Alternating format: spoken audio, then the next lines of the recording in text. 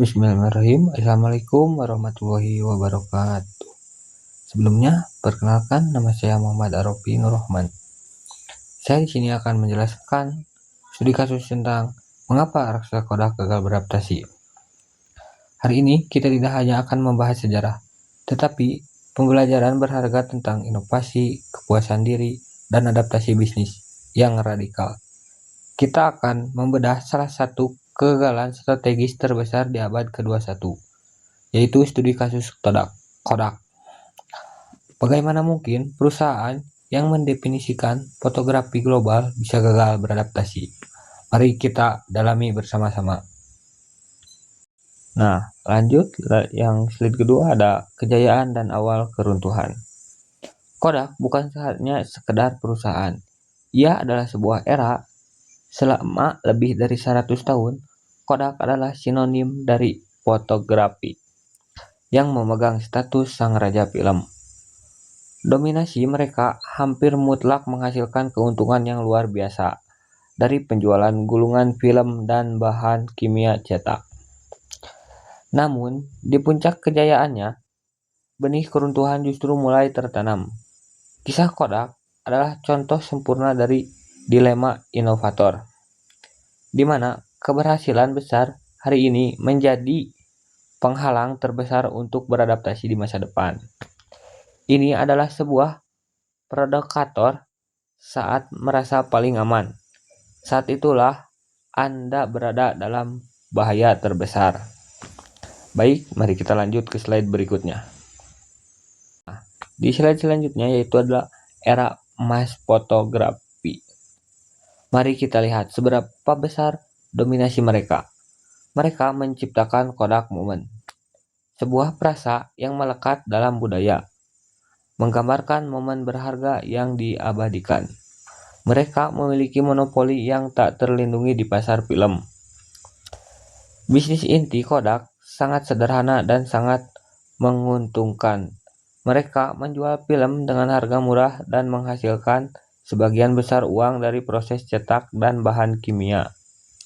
Mereka berorientasi dalam ekosistem tertutup, dan tidak ada yang bisa menyentuh dominasi ini sampai pasar itu sendiri berubah total.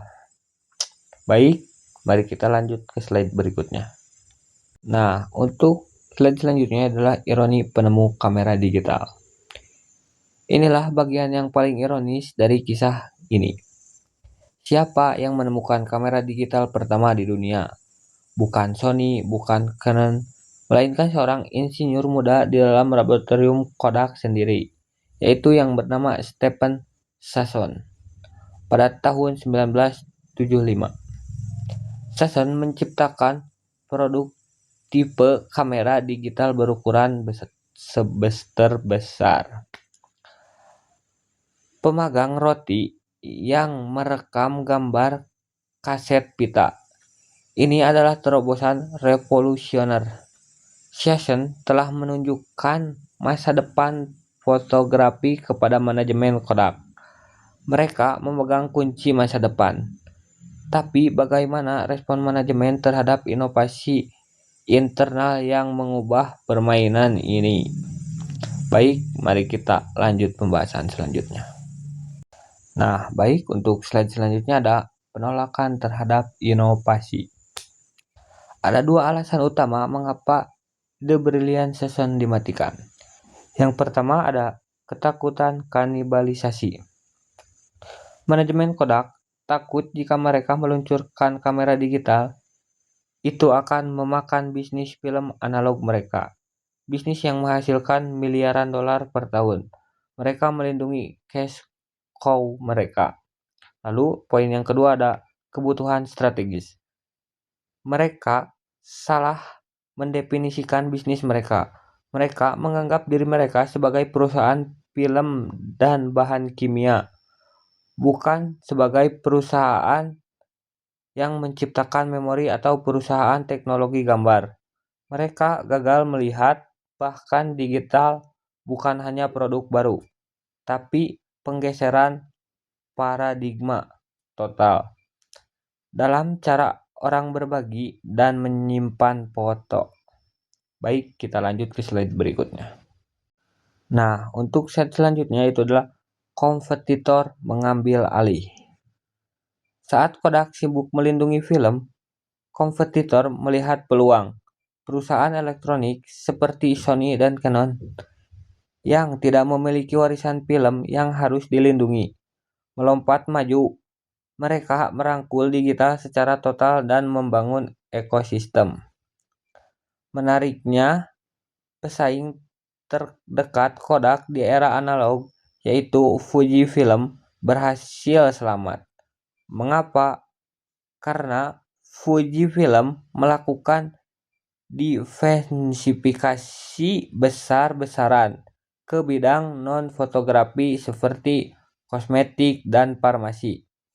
Dan mereka merangkul digital lebih awal sebagai satu dari banyak ini bisnis baru mereka.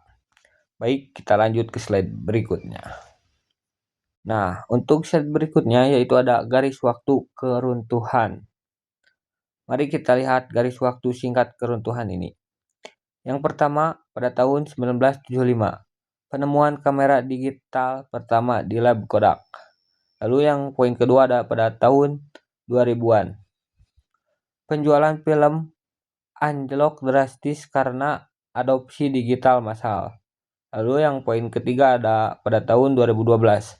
Raksasa ini resmi mengajukan kebangkrutan menjadi simbol strategis dari kegagalan berinovasi. Lalu yang terakhir ada pasca 2013. Perubahan bertransformasi menjadi entitas yang lebih kecil, fokus pada teknologi, pencetakan komersial, dan pencitraan medis. Mereka menemukan api tetapi membiarkan orang lain membakarnya. Baik, kita lanjut ke slide berikutnya. Nah, untuk slide selanjutnya yaitu pembelajaran berharga. Lalu, apa saja yang bisa kita pelajari dari Kodak untuk mengaplikasikan di bisnis atau karir kita? Ada 3 peluang penting. Yang pertama, rangkul perubahan. Jangan pernah merasa terlalu besar atau terlalu sukses untuk beradaptasi. Kita harus siap menghadapi diri sendiri sebelum orang lain melakukannya. Yang kedua ada visi jangka panjang.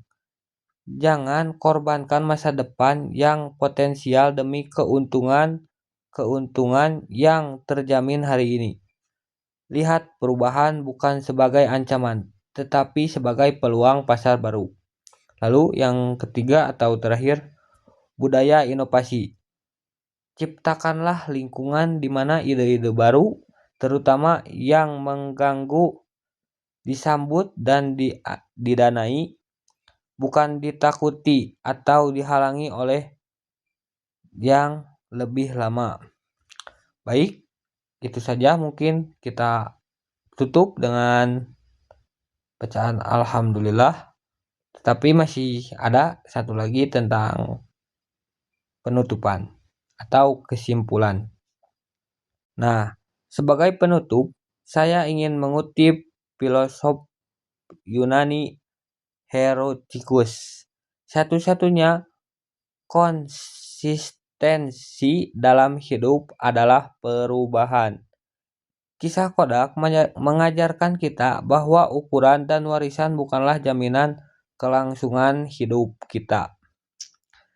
Kecepatan adaptasi, kejelasan visi, dan keberanian untuk menghancurkan model bisnis lama demi menciptakan model yang lebih baik, itu adalah kunci kesuksesan jangka panjang. Terima kasih atas perhatiannya. Saya akan menutup presentasi ini. Wassalamualaikum warahmatullahi wabarakatuh.